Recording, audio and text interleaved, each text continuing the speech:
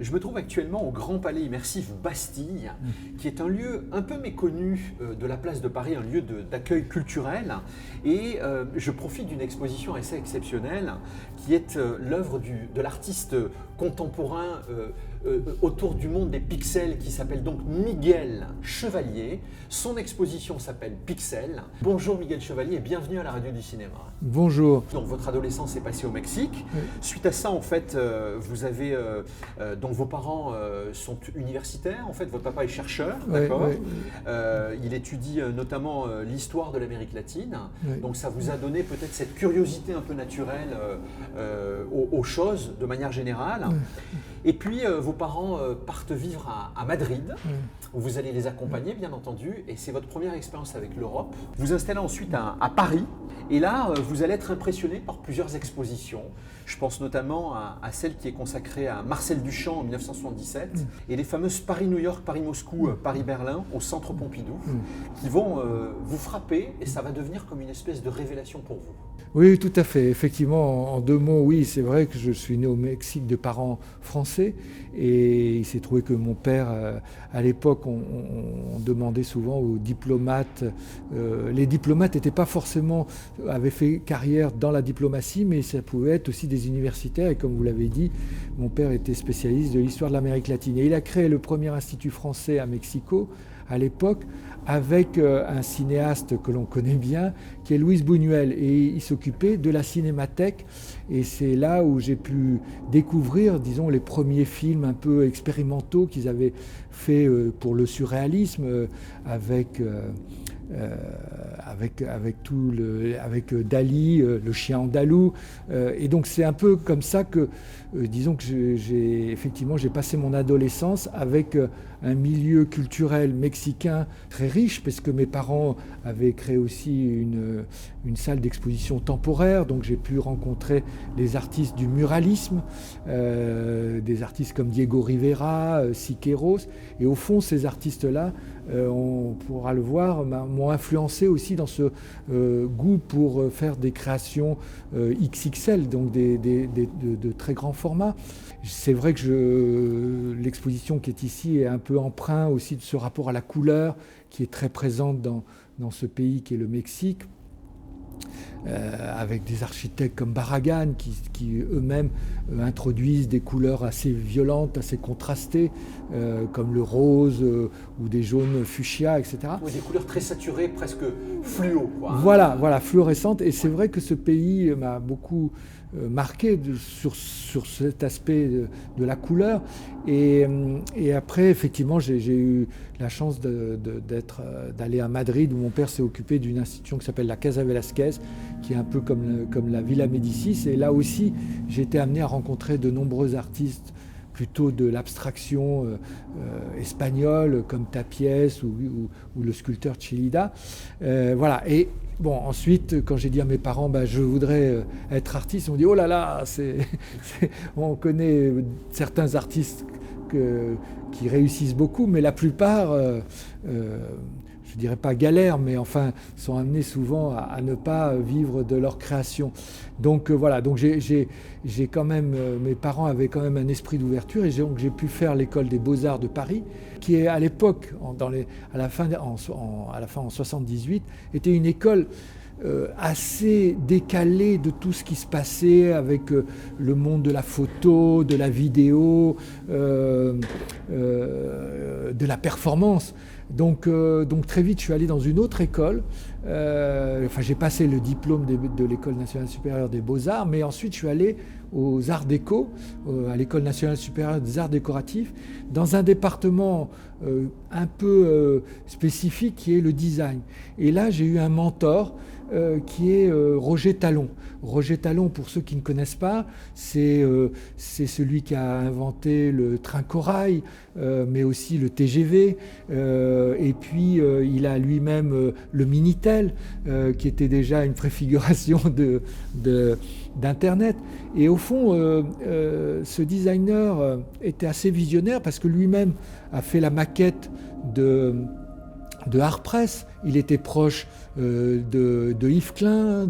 Art-Press, c'est le magazine. Art-Press est un magazine très spécialisé dans l'art contemporain.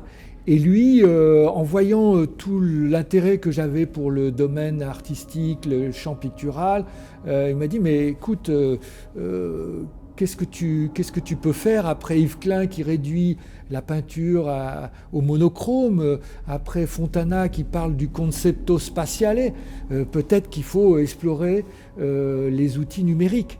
Mais à l'époque, au début des années 80, l'accessibilité à ces outils était extrêmement difficile, puisque en fait il n'y avait que les laboratoires type CNRS. Très élitiste en fait. Hein. C'était en fait, il n'y avait que les scientifiques ou la télévision qui avaient ce qu'on appelle des palettes graphiques, des penbox à l'époque. Mais ces outils, on ne les enseignait pas du tout à l'école des Beaux-Arts de Paris. Et aux arts décoratifs, on apprenait un peu la vidéo, mais en aucun cas on avait accès à ces moyens, à ces outils. Voilà. Et donc il a fallu un peu la complicité de personnes atypiques et d'un ingénieur, en l'occurrence Serge Equilbé, qui était sensible aussi à l'art, parce que parfois certains ingénieurs... C'est un scientifique en fait, on est d'accord, qui travaillait au CNRS. Qui travaillait au centre d'optique à Orsay. Qui voilà, vous a entrouvert la porte de son laboratoire. Et qui m'a dit, bah, écoute, de minuit à 6h du matin, t'es chez toi. si vraiment tu es intéressé, je peux te donner accès, parce que les calculateurs, c'était des calculateurs grands comme une pièce entière, on les utilise pas, donc voilà. J'ai commencé à comprendre les potentialités de cet outil, et je me suis dit, ce qui est intéressant, c'est que alors à l'époque, on pouvait quand même numériser déjà c'était des diapositives, bon, ça n'existe plus aujourd'hui, mais à partir de cette diapositive, en fait, on pouvait gérer entre le noir et le blanc.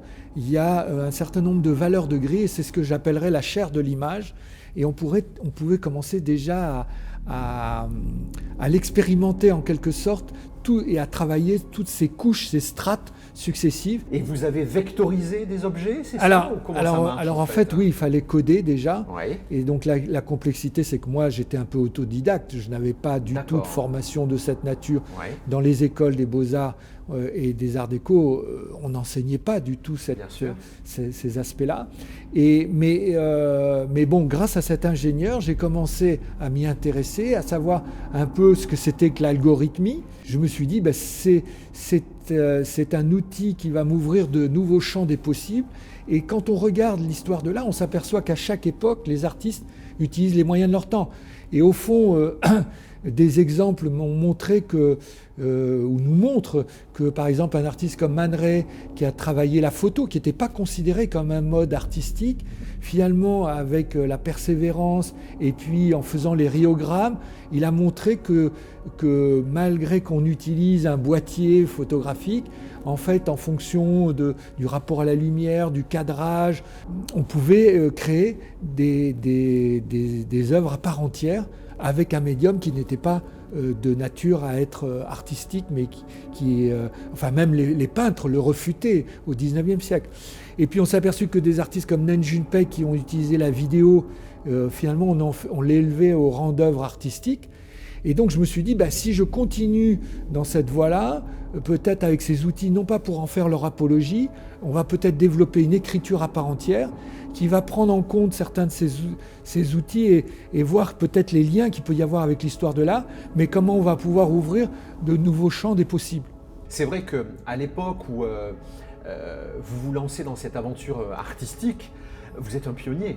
Voyant les potentialités de ces outils, je me suis dit, je vais postuler à une bourse. Et j'ai eu une bourse de la Villa Médicis et qui m'a permis d'aller à New York. Et la bourse Lavoisier, exactement. Et cette bourse Lavoisier m'a permis d'aller au Pratt Institute et à School of Visual Arts à New York. Et c'est là où j'ai commencé à voir les premiers ordinateurs plus petits, et à comprendre que peut-être les choses allaient changer dans les mois, les années à venir.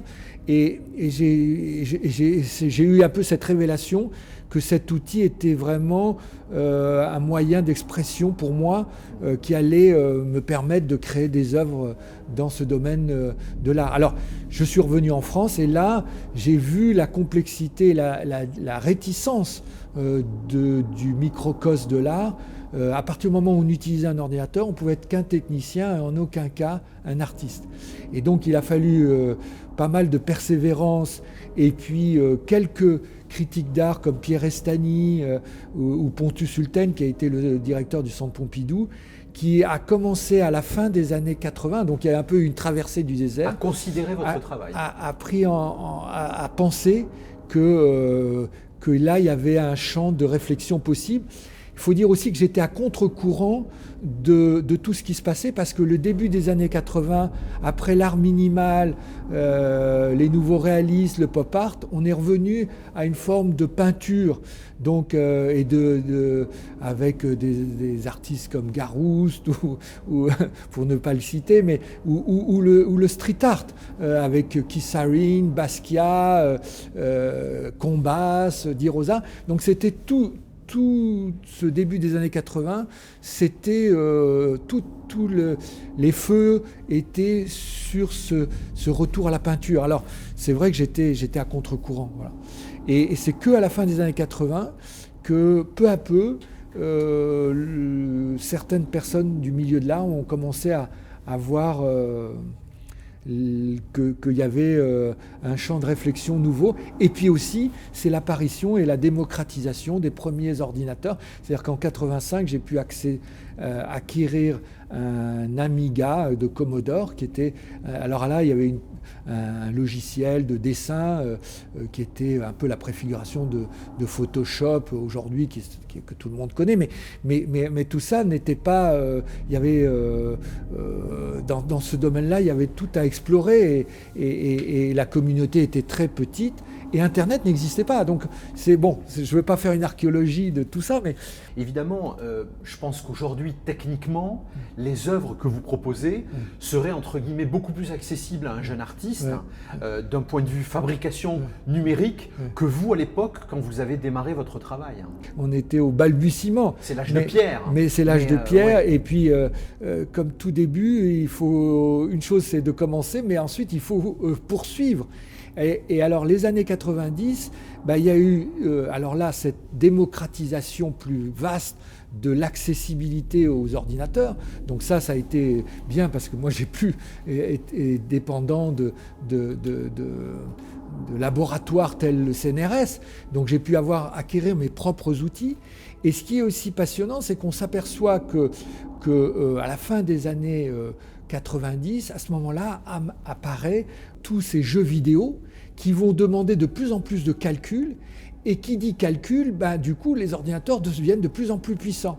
Parce qu'avant, les créations que je faisais, c'était plutôt des œuvres fixes ou des œuvres qui utilisaient le numérique et la vidéo, donc qui était ce passage. En fait, tout mon travail était entre peinture et numérique, puisqu'on pouvait numériser mes propres peintures, entre photo et numérique, puisqu'on peut numériser des photos et les transformer avec les premiers logiciels de LuxPaint, mais ensuite Photoshop.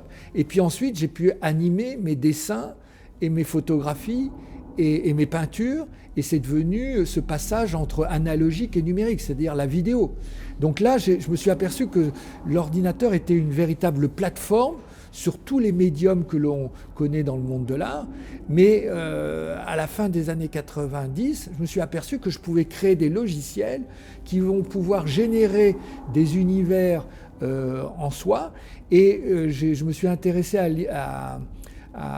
aux botanistes, par exemple, parce que j'avais fait tout un travail sur la serre, les serres du Jardin des Plantes, c'est un espace artificiel. Moi, je travaille beaucoup avec des images artificielles. Et en fait, je me suis aperçu que dans le champ de la botanique, on faisait de la simulation de croissance de plantes. Et c'est à partir de ce moment-là que je me suis dit, mais en fait, je pourrais créer peut-être des plantes qui n'existent pas, qui sont calquées sur ces formes d'études de comment une plante pousse dans un milieu aride ou pas aride. Et j'ai commencé à créer un herbier avec un Donc il y avait une flore voilà. dédiée. Voilà. La flore chevalier, quoi. Voilà, voilà. Alors j'ai créé les premières surnatures. Alors c'est un logiciel. Ça c'est le démarrage de votre travail. Alors c'est le démarrage de ce que j'ai, de ce qu'on appelle aujourd'hui des œuvres génératives.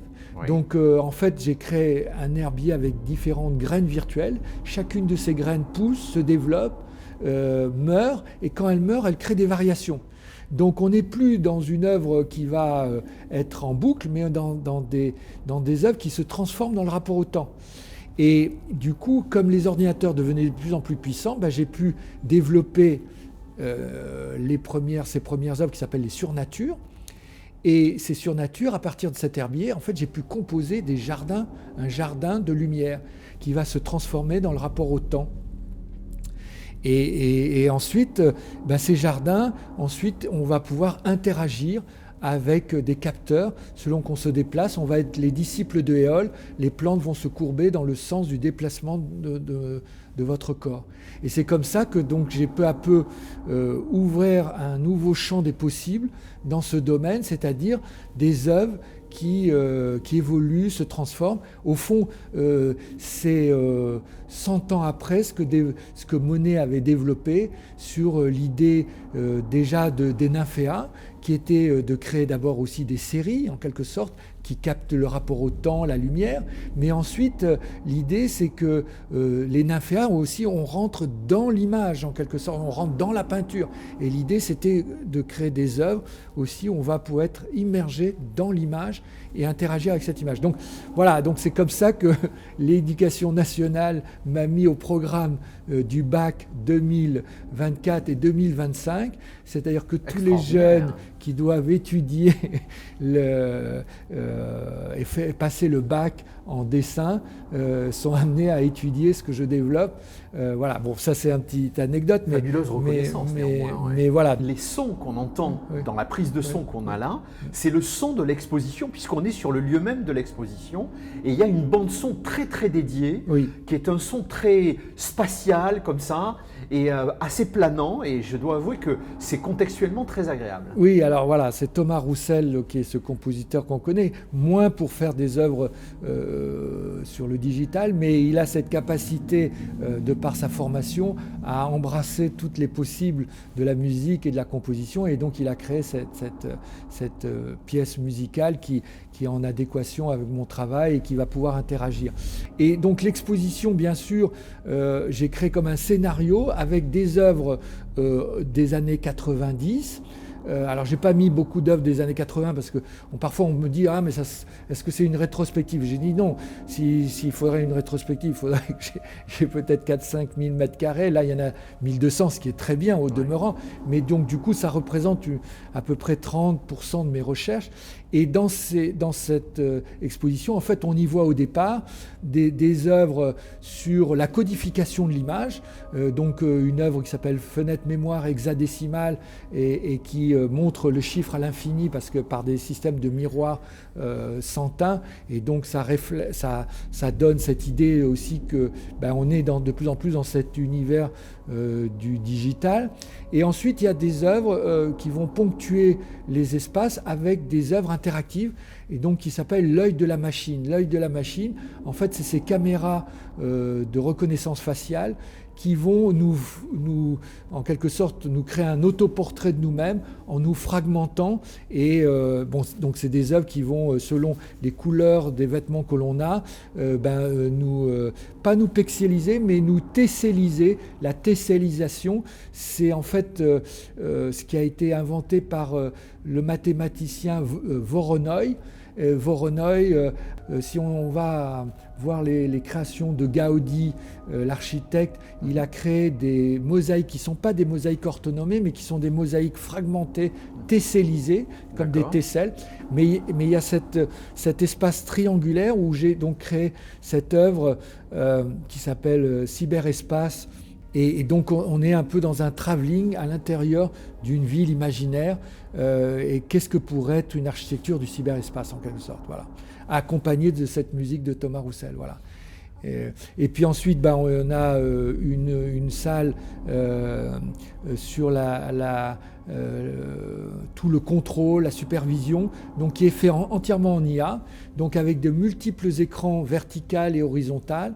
Et ces écrans, on voit les prompts. Les prompts, vous savez, c'est aujourd'hui, c'est le descriptif que l'on fait pour obtenir alors le résultat d'une image. C'est qu'à partir de mots, en fait, on compose finalement une potentielle création à partir de mots. C'est-à-dire que les mots se transforment en œuvre et on affine le prompt, c'est-à-dire l'écriture de cette œuvre pour arriver à quelque chose qui correspond à vos attentes. Exactement. Alors, c'est assez simple avec des logiciels comme Midjourney de faire une image. Après, d'animer tout ça, ça devient beaucoup plus complexe. Mais toujours est-il que ce qui est intéressant, c'est qu'on voit que l'IA n'est pas si intelligente que ça, puisque elle prend dans les data centers, il y a des câbles, bien sûr, pour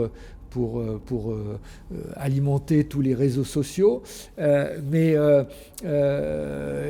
l'intelligence artificielle prend les câbles pour des serpents. Et donc j'ai laissé un peu tout ce côté un peu invraisemblable de l'IA qui n'arrive pas à déceler la différence entre des câbles et ce que peut être des serpents ou des caméras de surveillance qui les prend pour... donc il y a certaines confusions. Et il y a pas mal de confusions, mais du coup j'ai laissé ces confusions ça, pour que ça génère finalement des choses aléatoires. Ça démystifie parce qu'on a l'impression que l'IA va nous remplacer, mais en fait il faut savoir que l'IA c'est finalement toute la réunion de ce que les êtres humains ont créé et mis sur Internet. Alors on a oublié de préciser quelque chose d'important, c'est qu'il y a des œuvres en volume dans votre exposition. Et on a la sensation que justement, c'est comme si les pixels étaient sortis de l'écran et avaient créé une espèce de sculpture. Et on a pratiquement l'impression d'avoir affaire à des personnages d'un autre genre, mais qui pourraient potentiellement vous parler. Oui. Alors vous avez raison, en fait, donc c'est vrai que l'expo autour du pixel, mais aussi du voxel, c'est-à-dire le pixel en volumétrie. Et ce qui est intéressant, c'est qu'à partir des logiciels que je développe avec des informaticiens, en fait, on peut matérialiser quelque chose qui vient du virtuel. Le virtuel qui apparaît comme quelque chose d'impalpable, avec les imprimantes 3D, on peut lui donner une matérialité. Et c'est ça qui m'intéresse, c'est-à-dire qu'aujourd'hui, beaucoup d'artistes partent du réel pour aller vers le virtuel. Là, on part du virtuel pour revenir au réel, ce qui est un peu différent. Et par rapport à la sculpture que vous évoquez, en fait, puisque l'exposition traite du monde des réseaux, des flux, des caméras de surveillance, en fait, j'ai pris le dieu romain qui est Janus. Janus, c'est une sculpture qui a 2 têtes. Et donc ces 2 têtes, c'était déjà, à l'époque romaine, le dieu qui contrôlait les entrées et les sorties dans les villes.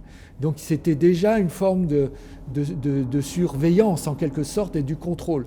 Et donc ce Janus, en fait, il est sous différentes formes, à la fois, comme vous le dites, en sculpture, mais aussi en tapisserie et en broderie numérique. Et donc là, on renoue avec tout le principe des métiers jacquard, avec les cartes perforées, qui était déjà une préfiguration du monde numérique. Voilà. Ce qu'il y a d'intéressant, c'est ça, c'est que vous arrivez quand même à faire des parallèles par rapport à des arts qui ont été pratiqués ou qui continuent à être pratiqués, mais avec une certaine discrétion, et vous les revisitez, vous les réinventez quelque part via le numérique en leur donnant une autre matérialité. Donc c'est ça qui est intéressant, c'est de jouer de tout ce jeu entre immatériel et matériel. Et puis ensuite, on a un espace hors norme qui est un peu l'espace, je dirais, le plus spectaculaire de cet espace. C'est cette pièce qui s'appelle Maillage cosmique. Et donc là, je l'ai faite aussi par rapport à cet espace. Donc c'est des œuvres in situ et donc l'œuvre est projetée au sol, sur 700 mètres carrés au sol. Et quand les gens se déplacent, ils interagissent à niveau du sol et à la fois à la verticalité sur 11 mètres de hauteur. Comment au quotidien vous arrivez à vous réinventer et de dire tiens, l'IA est arrivée, comment est-ce que je peux apprivoiser cette technologie par rapport à une démarche d'exploration que je n'ai pas encore abordée? Ben, en fait, il y avait déjà, le fait que j'utilise déjà les outils numériques. Oui, ça vous prédisposait. Ça me prédisposait. Alors là, ça ouvre des autoroutes. Ça décuple, oui. Ça décuple oui. Pour moi. Et notamment, j'avais développé une création qui s'appelait Transnature, qui était déjà une nature réinventée à partir de photos, de dessins, et du coup qui crée une nature qui se transformait. Et alors là, maintenant, aujourd'hui, avec l'IA, donc je peux créer une nouvelle base je suis en train de créer une nouvelle base de données qui s'appelle Métanature IA, 4 saisons, qui en fait, la banque de données est faite entièrement de textures d'arbres, de fleurs, de branches, etc., autour de la nature. Et donc ça réinvente une nature en 2 dimensions et en 3 dimensions, et dans lequel ça crée des jeux de transparence. Et finalement, c'est un outil. Et comme tout outil, il y a des moments où on obtient des résultats parfois inintéressants, et puis d'autres que je retiens. Et voilà, l'IA, il faut dire qu'il n'y a pas de... La machine n'a pas la conscience de l'image. Donc c'est à partir des prompts que l'on écrit et aussi des référents. C'est-à-dire que moi j'ai une banque de données que je lui donne comme référent, et à partir de là, la machine est force de proposition et me permet comme ça de redéployer mon travail et de créer des œuvres tout à fait, que j'espère intéressantes, étonnantes. Voilà. Si on se projette un peu là dans les 6 mois, les 2 ans à venir, là, est-ce qu'on pourrait envisager d'aller non pas dans une exposition où finalement les projections se font sur les murs, mais est-ce qu'on pourrait envisager de se promener au milieu d'une forêt en matière, avec des objets en fait? Est-ce que c'est la potentialité de demain? C'est tout à fait. Moi je crois beaucoup je crois pas tellement au casque de réalité virtuelle, parce qu'on a vraiment les écrans devant les yeux. Oui, l'expérience est différente. Moi je crois que ce qui est intéressant, c'est le mélange du virtuel et du réel. Et avec les imprimantes 3D, on va pouvoir créer des environnements qui associent les deux, pour qu'à terme, on puisse vraiment être de nature à créer des émotions au même titre que la peinture ou la photo. Voilà, c'est un médium. Il y a encore... Je pense qu'il n'y a pas encore assez d'artistes assez curieux pour en comprendre toute l'immensité que ça ouvre. Alors à la fois c'est un peu vertigineux, mais à la fois je pense que là il y a véritablement matière à repenser qu'est-ce que peut être la peinture du XXIe siècle avec ces outils. On pourrait imaginer un reportage ou un film qui parle de votre travail, plutôt une création visuelle, mais de l'ordre d'un film en fait, une réalisation avec tout un scénario, une histoire, avec des personnages totalement numériques. Est-ce que c'est quelque chose qui chamboulerait un petit peu le monde du dessin animé, mais qui correspondrait à une œuvre d'art et en même temps quelque chose qui s'apparenterait à votre univers?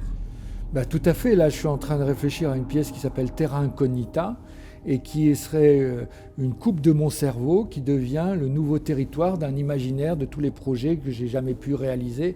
Et donc c'est en train de... Voilà, je suis en train de mettre tous les ingrédients peu à peu. C'est une vraie info, merci pour cette mais axe de réflexion. Donc il y avait déjà des prémices avant, mais là je pense un peu comme la valise de Duchamp qui est capable de réunir dans un seul et même élément toutes les pièces clés de sa création. Terra Incognita, ça sera comment on peut aller au cœur du cerveau et essayer de comprendre comment l'imaginaire peut être amené à développer des créations où on est dans un environnement à la fois immatériel et matériel. C'est-à-dire qu'en fait, vous mettriez à disposition une visite virtuelle de votre propre cerveau. Voilà, c'est ce que je sais. C'est plutôt généreux. D'accord. Bon. Eh bien, alors, Voilà. c'est pour bientôt ce projet-là? Vous êtes en train de travailler dessus? Oui, alors la complexité de tout ça, c'est qu'il faut à la fois déjà œuvrer pour que le projet ne soit pas que le rêve devienne réalité. Donc il y a ça. Après, il faut, comme tout. Alors c'est des coûts moins chers que le cinéma, mais il y a quand même chaque fois aussi les problématiques de financement de tout ça, et puis après de lieux qui l'acceptent pour pouvoir le montrer. Mais bon, c'est voilà. C'est dans l'ordre des choses. Voilà, c'est dans l'ordre des choses, et voilà, et il faut aller vite parce que la vie est courte, et malheureusement je suis pas non plus tout jeune, mais bon, voilà, ça fait partie des 10 prochaines années. Voilà, donc c'est un peu comme une ligne de fuite. Bien et sûr, voilà, un objectif. Un objectif. Tout ce travail, qu'est-ce que ça dit de vous exactement, Miguel? Ce que ça dit, c'est un petit peu comment j'essaie d'être de mon temps avec les outils de mon temps, comment parler du monde qui est le nôtre.